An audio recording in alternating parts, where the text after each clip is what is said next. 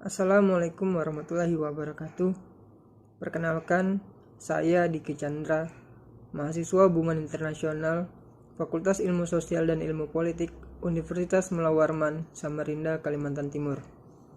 Video ini dibuat dengan tujuan untuk memenuhi tugas akhir mata kuliah Politik dan Pemerintahan Jepang.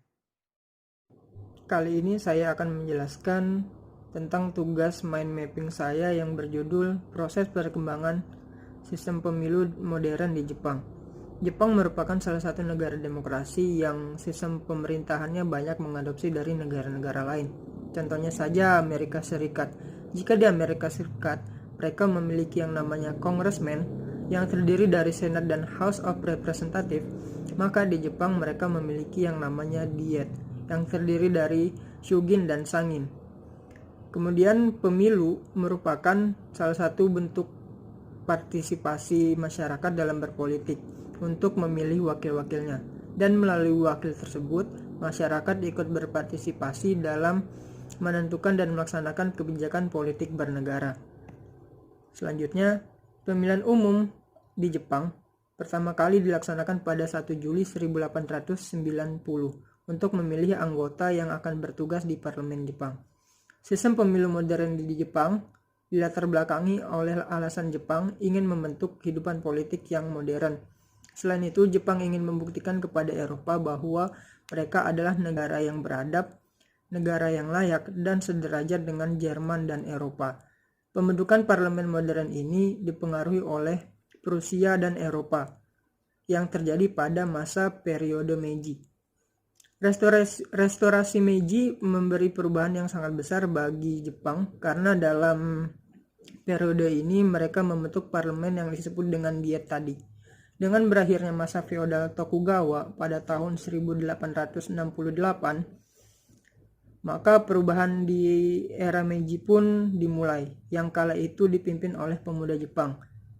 Dia melakukan perjalanan ke seluruh Eropa dan Amerika Serikat dengan tujuan untuk mempelajari sistem politik, konstitusi, sistem pendidikan, dan semua aspek kehidupan modern dari Eropa dan Amerika Serikat.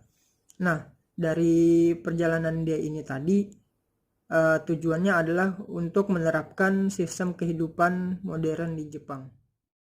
Dalam Undang-Undang Jepang bab 4 pasal 42 disebutkan bahwa dia terdiri dari dua majelis, yaitu majelis rendah dan majelis tinggi.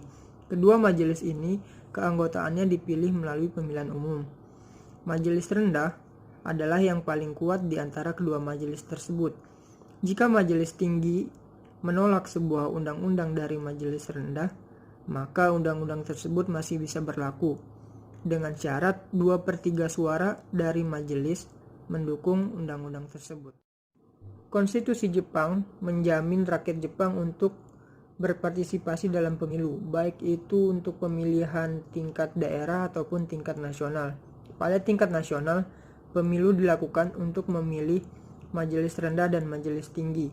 Sedangkan di tingkat daerah, pemilihan dilakukan untuk memilih kepala daerah, yaitu gubernur provinsi dan kepala pemerintahan kota peraja.